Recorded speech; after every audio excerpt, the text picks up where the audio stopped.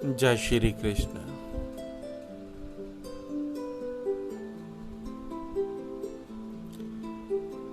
एक प्रश्न है जो कि मुझे पूछा गया है कि एक संत हैं, उन्होंने कथा में विवरण किया है कि कुंती श्री कृष्ण जी को रोक लेती हैं, ये कहते हुए कि अभी नक्षत्र जो हैं वो सही नहीं है। तो क्या श्री कृष्ण भगवान ईश्वर होते हुए भी उन्हें कोई नक्षत्र जो है वो किसी तरीके से प्रभाव दे सकता है? उन्हें क्या फर्क पड़ता है, वो तो ईश्वर थे। उन्हें नक्षत्रों से क्या लाभ या क्या नुकसान? मैं केवल इतना बता देना चाहता हूं कि जिस समय हम ईश्वर से भी पार हो जाते हैं, पराशक्ति में विलीन हो जाते हैं, उस समय नक्षत्र हम पे भी कोई प्रभाव नहीं पहुंचा सकते। उस समय कोई भी काल हमें नहीं मार सकता। मृत्यु तो होगी पर हम मर नहीं सकते। पर वह तो श्री कृष्ण भगवान है।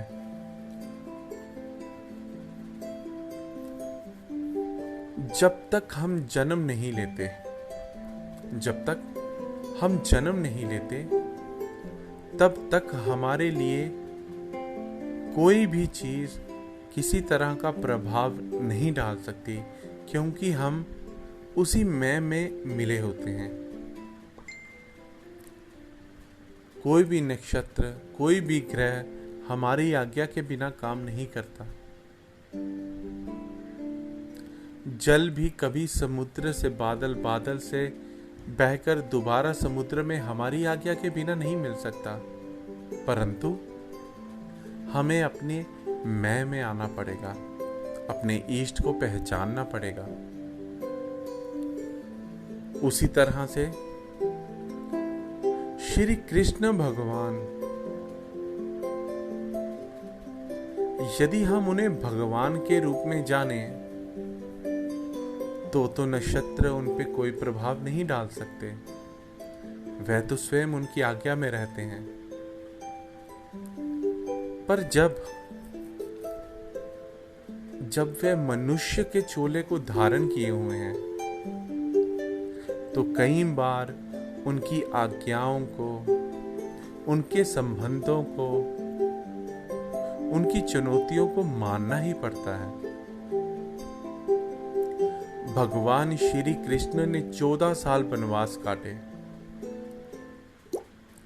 श्री कृष्ण तो भगवान हैं। कंस ने उनके जो भाई बहन हैं, जो उनकी माता के द्वारा जिन्होंने गर्भ धारण किया था, कंस ने बड़ी बेरहमी से उनकी हत्या की। कृष्ण भगवान पैदा हुए, अपनी मां के पास कुछ ज्यादा समय नहीं रह पाए। यमुना के तेज तूफान में, उफान में पिता गले तक, सिर तक पानी में डूबते हुए कृष्ण की जान बचाते हुए उन्हें यशोदा मां के हाथ में सौंप कर आते हैं। तो कहीं ना कहीं इन बातों को हमें समझना होगा। जब तक हम एक मां के पुत्र हैं, तो हमें पुत्र की तरह ही अपने आप को संबोधित करना होगा। पर जब हम बड़े होकर किसी काम काज में आ जाते हैं, किसी नौकरी कार्य में आ जाते हैं, तो हमें उसकी भी मर्यादा रखनी ही पड़ती है।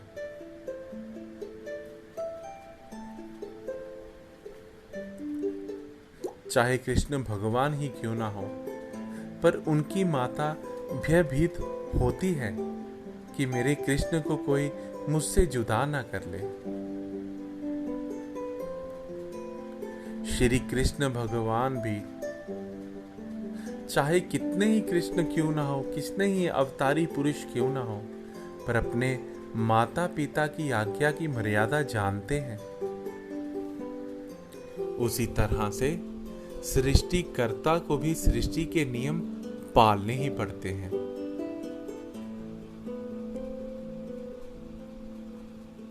श्री कृष्ण की एक बड़ी विचित्रिक कथा है। एक बार श्री कृष्ण माखन चोरी के लिए चलते हैं, मित्रों को एकत्र करते हैं। सखियां आज बड़ी चालाक हो गई हैं। सखियों ने आज मटकी के साथ घुंघरू, पायल भी लटकाई हैं, घंटियां भी लगाई हैं कि यदि कृष्ण मटकी के साथ लगेगा तो हम उसे पकड़ लेंगे जब घंटी की ध्वनि होगी।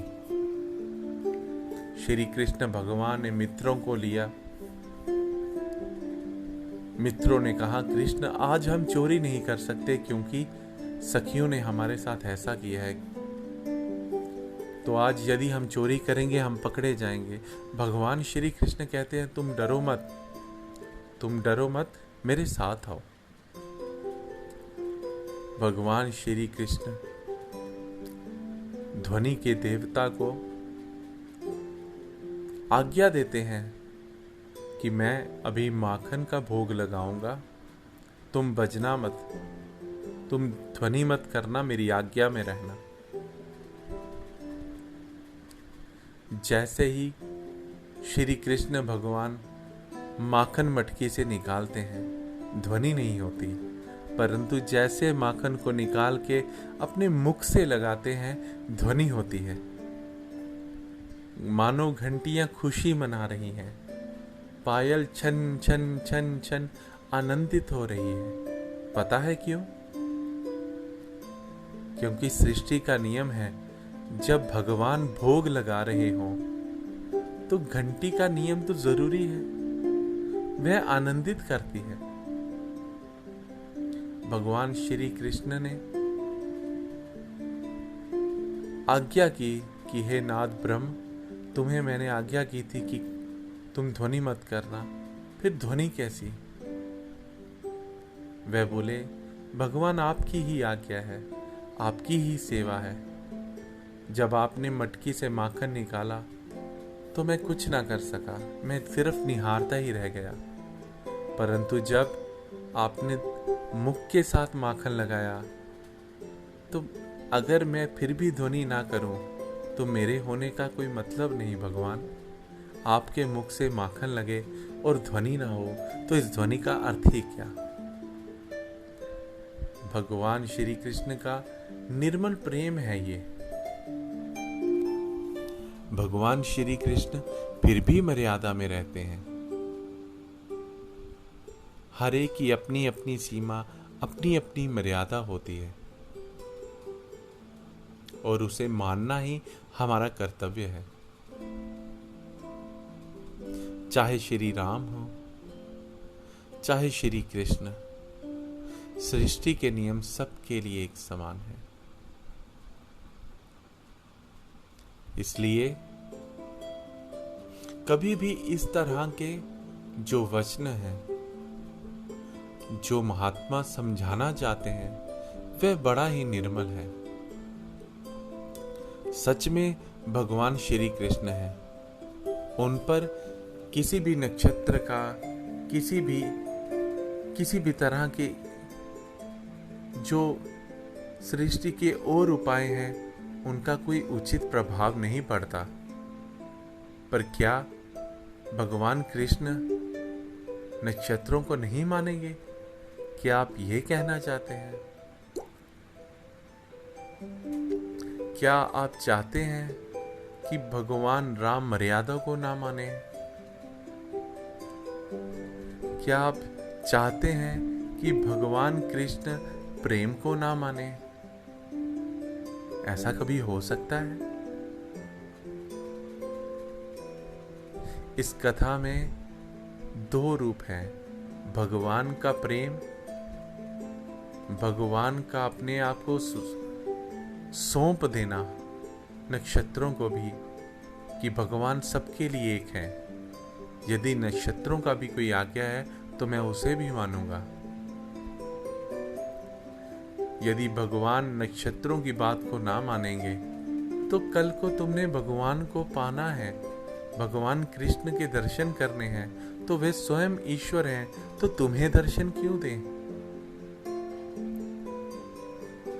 इसलिए जितने भगवान तुम्हारे हैं उतने ही नक्षत्रों के भी हैं, जितने नक्षत्रों के हैं उतने ही भगवान स्वयं के भी हैं। ये बात बड़ी ही अटपटी है, पर बड़ी ही निराली, उस आनंद कर देने वाली है। यदि तुम समझोगे तो मुक्त हो, यदि ना समझे तो हरि ओम।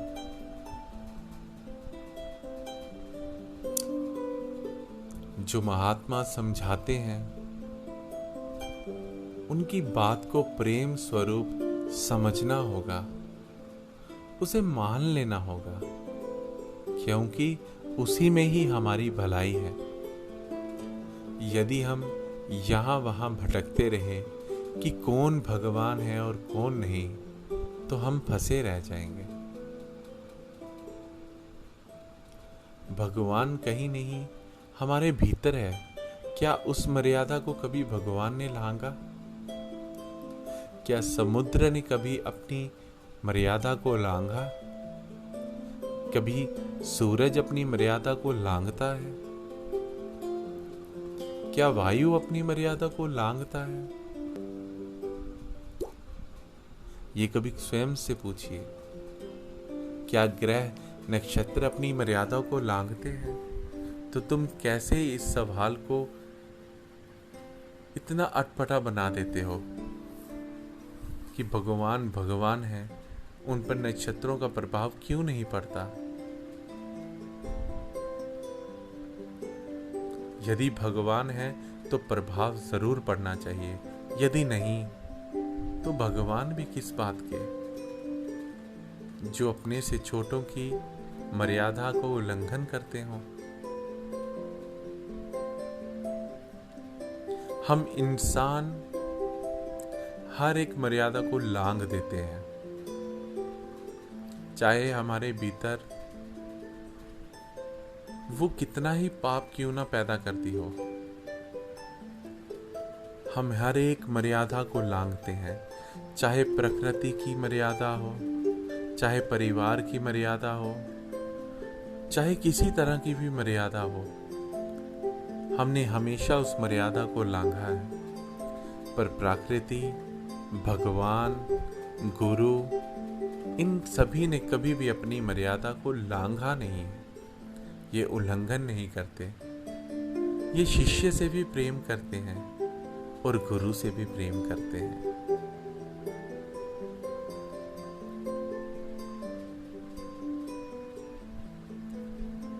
भगवान कृष्ण का तो प्रेम ही बड़ा अद्भुत है। आप जानते हैं ना कि भगवान श्री कृष्ण को यशोदा माँ ने रस्सी से ओखली के साथ बांधने की बहुत कोशिश की थी, पर क्या श्री कृष्ण बंधे? जो पूरी सृष्टि को बांध कर रखे हुए हैं, उन्हें बांधना क्या इतना आसान है? पर जैसे ही यशोदा माँ ने कहा कि लल्ला ये कैसी माया है रे, मैं थक गई, तू बंधता क्यों नहीं है? जैसे ही माँ ने अपने आप की मैं को अंदर भीतर बिठाकर श्री कृष्ण को अपने आप को सौंप दिया, एक छोटी सी रस्सी के साथ भी कृष्ण बंध गए। तो ये प्रेम ही है ना। यदि नक्षत्र प्रेम के साथ हैं तो वह श्री कृष्ण को भी बांध सकते हैं, और यदि पूरी सृष्टि भी अहंकार में है तो श्री कृष्ण को छू भी नहीं सकती। ये बात बड़ी ही अनमोल और बड़ी ही आनंददायक है। इस बात को याद करते हुए अपने भीतर आओ, श्री कृष्ण को याद करो और श्री कृष्ण की प्रेम लीला को याद करते हुए आनंदित रहो। इन चक्करों में मत पड़ो कि क्या नक्षत्र है और क्या श्री कृष्ण है। तुम केवल ये जानो कि तुम्हारे गुरु की आज्ञा क्या है और क्या तुम उस पथ पर हो। गुरु की वाणी में कभी कोई दोष ना ढूंढो। प्रश्न करो लेकिन गुरु से ही आज्ञा करो। अपने भीतर से उस प्रश्न का उत्तर ढूंढो। इस तरह के प्रश्न नहीं कि हमें ईश्वर कब मिले, कैसे मिले, मुक्ति कैसे हो, आत्मज्ञान कैसे पाया जाए, गुरु की प्राप्ति कैसे जी जाए, सेवा कैसे जी जाए, श्री कृष्ण को, श्री राम को गुरु के नाम के द्वारा किस तरह पाया जाए, इस तरह की वाणी को उपाय में लाओ। इस तरह के अटपटे सवालों में फंसोगे तो फंसे ही रह जाओगे। इसलिए इन अनमोल वचनों के साथ मैं आपसे आज्ञा लेता हूं। यदि आपके भीतर कोई भी प्रश्न हो, कोई भी प्रश्न, लेकिन वे प्रश्न अपने आप को मुक्त करने का हो, अपने आप को फंसाने का ना हो। अपने आप को फंसाने के लिए पूरी दुनिया तुमसे प्रश्न करती है और तुम दुनिया से करते हो, उसका जवाब भी मिलता है, फिर फंसते हो। परंतु यदि तुम्हें आज़ाद होना है, यदि तुम्हें मुक्त होना है, तो प्रश्न ज़रूर करो।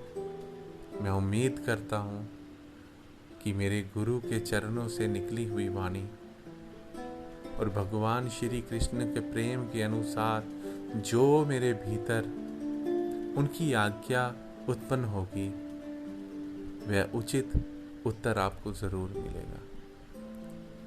हर हर महादेव, हर हर महादेव, हर हर महादेव।